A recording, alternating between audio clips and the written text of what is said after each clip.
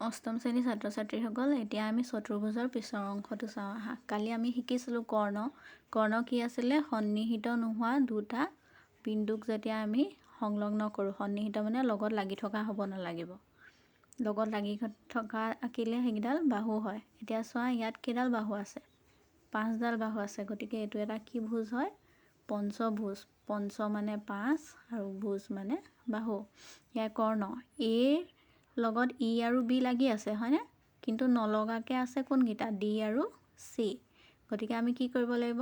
এ আৰু ডিক সংযোগ কৰিব লাগিব আৰু এ আৰু চিক সংযোগ কৰিব লাগিব। এইকেইডাল তাৰ কি হৈ গ'ল? কৰ্ণ পালোঁ। এবাৰ বি বিন্দুটোত চোৱা, তাৰ লগত এ চি লাগি আছে কিন্তু নলগাকৈ আছে ই আৰু ডি। বি ই সংযোগ কৰিলোঁ, বি ডিক সংযোগ কৰিলোঁ। আকৌ চিৰ লগত বি ডি লাগি আছে, নলগাকৈ ই এ আছে, গতিকে সেইকেইটা বিন্দু আমি সংযোগ কৰি দিলোঁ। গতিকে এতিয়া ডিৰ পৰা সংযোগ হৈ আছে, চোৱা ডি এ ডি বি লাগিয়ে আছে। আমি ইয়াত কৰ্ণকেইডালৰ নাম আমি কি বুলি লিখিব পাৰোঁ? গতিকে ইয়াৰ গোটেইকেইটা হৈ গ'ল নহয়নে? 5ডাল বাহু থকা পঞ্চভুজটোৰ কৰ্ণৰ নাম কি কি হ'ব? A C, A D, B E, B D, C. A C, A D, B D, B E আৰু চি ই। হৈ গ'ল 5ডাল কৰ্ণ। এতিয়া চাওঁ আহা, উত্তল বহুভুজ কি হয়? উত্তল বহুভুজ আমি পালোঁৱেই, বহুত ভুজ বাহু থকা। যি বহুভুজৰ কৰ্ণসমূহ অন্তভাগত থাকে। অন্তভাগ মানে ভিতৰৰ ফালে থাকে আৰু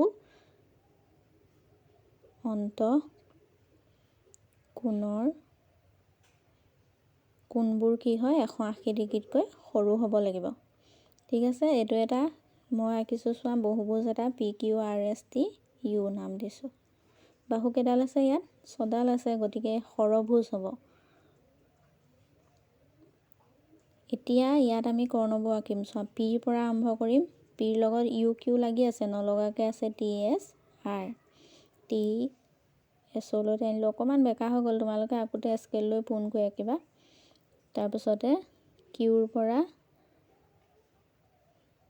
পি আৰু আৰ যিহেতু সন্নিহিত, নলগাকেইটা ইউ টি এছ সংযোগ কৰি দিলোঁ।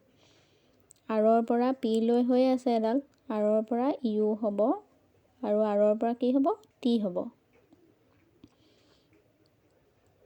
এছৰ পৰা কিউ হৈ আছে, এছৰ পৰা পি হৈ আছে আৰু সংযোগ কৰিবলৈ কি থাকি গ'ল? S U. এইকেইডাল কৰ্ণ হৈ গ'ল। টিৰ পৰা গোটেইকেইডাল আঁকি থোৱাই আছে নহয়নে? টিৰ পৰা পি লৈ, টিৰ পৰা কিউ লৈ।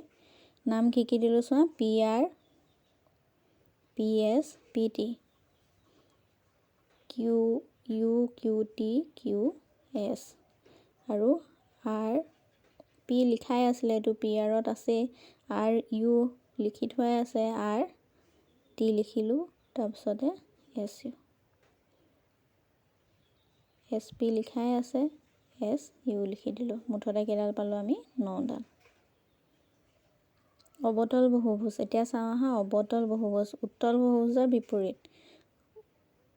ইয়াৰ অন্তভাগত থাকে নহয়নে? অৱতলত কি হ'ব? বহিৰ্ভাগত কৰ্ণ থাকিব, যিকোনো এডাল হ'লেও। যি বহুভুজৰ কমেও এডাল কৰ্ণ বাহিৰত থাকে আৰু এটা কোণ 180 ডিগ্ৰীতকৈ ডাঙৰ হয়। 180 ডিগ্ৰীতকৈ ডাঙৰ হ'ব লাগিব আৰু এডাল কৰ্ণ বাহিৰত থাকিব লাগিব।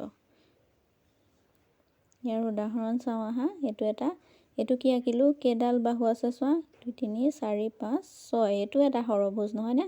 ওপৰটো ষড়ভুজ আছিলে, তলৰটো আমি আঁকোতো সেইটো ষড়ভুজ। ওপৰটোৰ নাম কি হ'ব?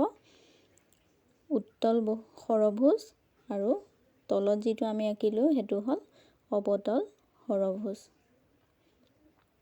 কাৰণ ইয়াৰ প্ৰথমতে আমি নামকেইটা দি লৈছোঁ, চোৱা A B C D E F.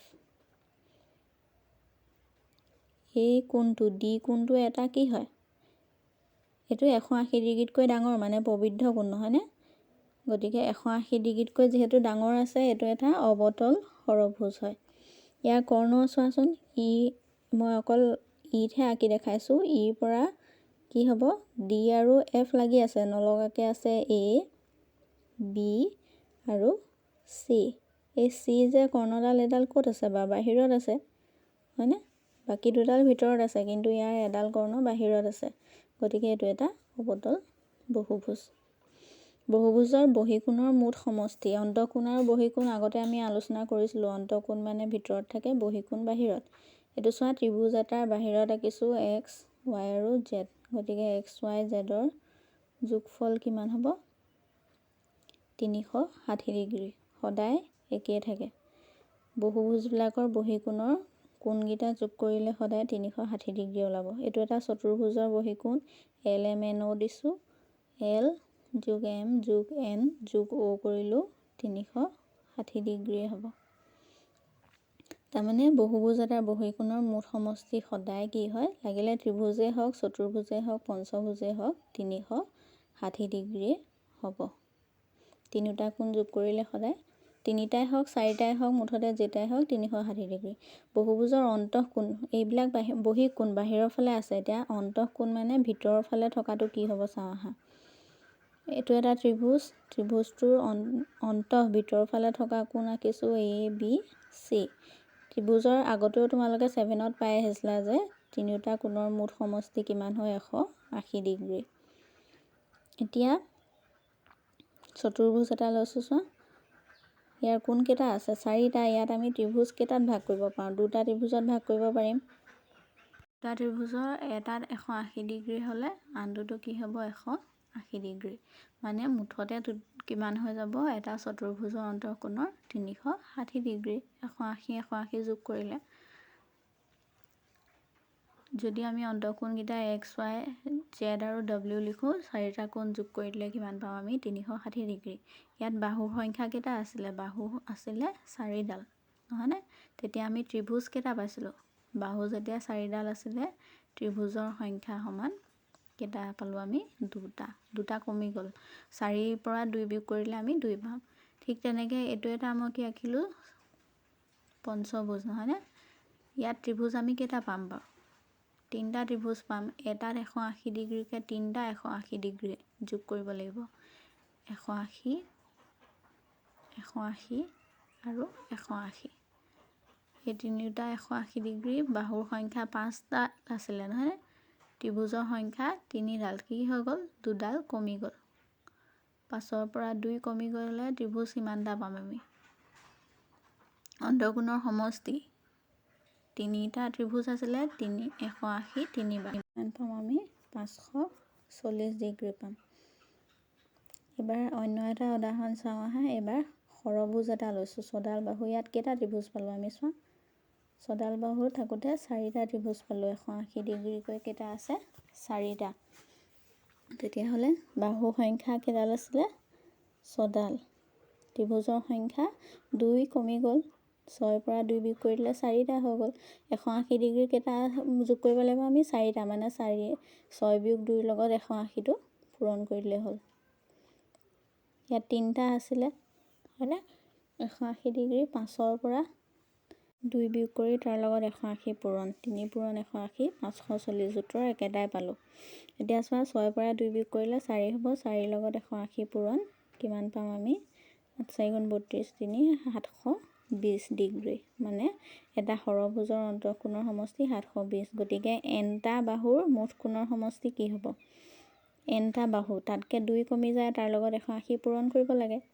এতিয়া চাওঁ আহা, সুষম বহুভুজ মানে কি?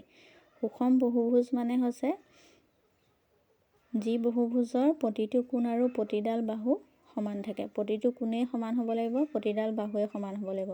যদি আমি এটা ত্ৰিভুজ লওঁ, সেই ত্ৰিভুজটোৰ ক্ষেত্ৰত প্ৰতিটো কোণ, ত্ৰিভুজৰ যিহেতু মুঠ কোণৰ সমষ্টি 180, গতিকে সমান হ'বলৈ হ'লে 60 ডিগ্ৰী 60 ডিগ্ৰী হ'ব লাগিব।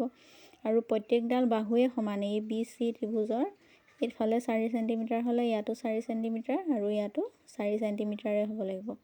তেতিয়াহ'লে এইটো এটা কি হ'ব? তিনিওডাল বাহু সমানটোক আমি কি বুলি কওঁ? সমবাহু ত্ৰিভুজ।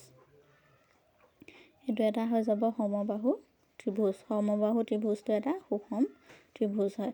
তাৰপিছতে চাৰিওডাল বাহু সমান হ'লে পি কিউ আৰ এছ। পি কিউ আৰ এছত 4ডাল বাহু সমান আৰু প্ৰতিটো কোণ যিহেতু 360 ডিগ্ৰী, মানে সমানে ভাগ কৰিলে 90 ডিগ্ৰী 90 ডিগ্ৰী হ'ব। গতিকে এইটো এটা কি হ'ব বৰ্গ সুষম চতুৰ্ভুজটো হৈছে এটা বৰ্গ তাৰ পাছতে আহিলে পঞ্চভুজ যদি আমি আকো তাৰো হে তেনেকৈ পাঁচডাল বাহু সমান হ'ব আৰু লগতে পাঁচটা কোণে সমান সমান হ'ব লাগিব